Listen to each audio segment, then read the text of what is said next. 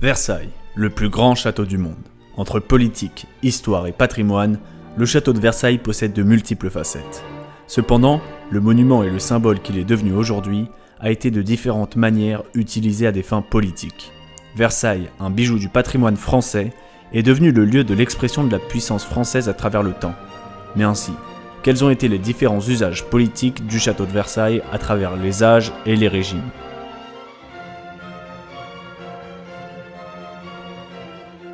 Louis XIII fait construire Versailles en 1623. À la base, Versailles n'est qu'un pavillon de chasse au milieu d'une zone marécageuse.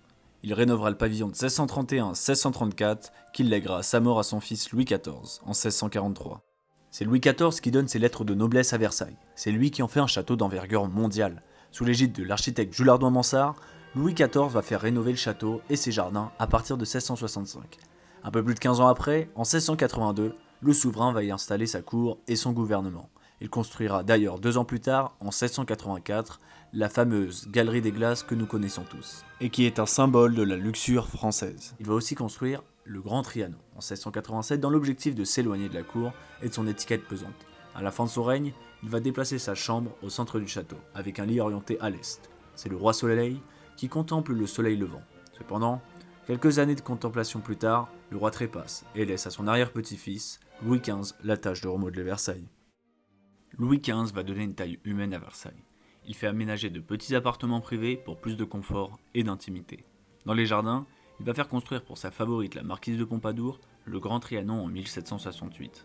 2 ans plus tard, s'achève la construction de l'Opéra Royal de Versailles, où se tiendront d'ailleurs le mariage de Louis XVI et Marie-Antoinette.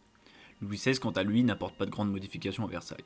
En effet, il fait construire sur le modèle d'un cottage anglais le hameau de la Reine en 1781.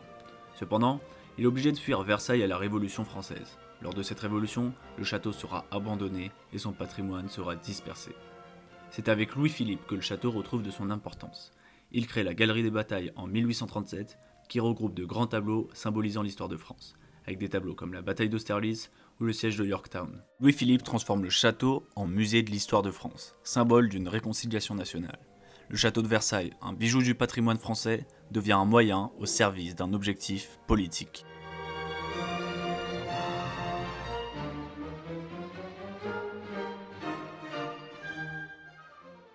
C'est Louis-Philippe qui va instrumentaliser à des fins politiques pour la première fois le château en 1837.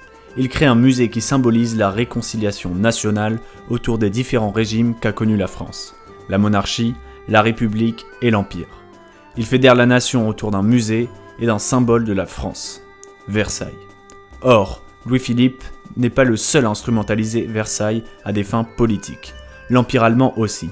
En effet, lors de la guerre franco-prussienne de 1870, la défaite française va se solder par la chute du Second Empire, mais aussi par la naissance de l'Empire allemand à Versailles. Humiliation ultime pour la France. Son patrimoine, son histoire et sa grandeur se voient humiliés par un pays étranger. Elle lave cet affront après la Première Guerre mondiale lors du traité de Versailles. Elle défait et détruit son ennemi allemand dans un lieu qu'il a vu naître, la Galerie des Glaces. L'histoire de l'Empire allemand s'achève là où elle a commencé. Encore une fois, le symbole patrimonial qu'est Versailles va subir une instrumentalisation politique. Cependant, c'est la Ve République qui va faire de Versailles un élément central dans sa politique diplomatique, et notamment Charles de Gaulle. En effet, le château est un élément au service du soft power français. Il participe au rayonnement culturel de la France à l'étranger. Ainsi, successivement, les différents présidents français de la Ve République vont utiliser le château au service de leur politique diplomatique. De Gaulle va accueillir par exemple le président Kennedy, quant à Pompidou la reine d'Angleterre, et enfin François Mitterrand organisera la réunion du G7 en 1982. Quant à Emmanuel Macron, il est le dernier en date à avoir utilisé le patrimoine versaillais lors de son entrevue avec le président russe Vladimir Poutine. Il se place en héritier du glorieux passé national, mais aussi en tant qu'héritier de l'histoire des relations franco-russes, dans la mesure où c'est à Versailles, en 1717, qu'a eu lieu la première réception d'un tsar en France.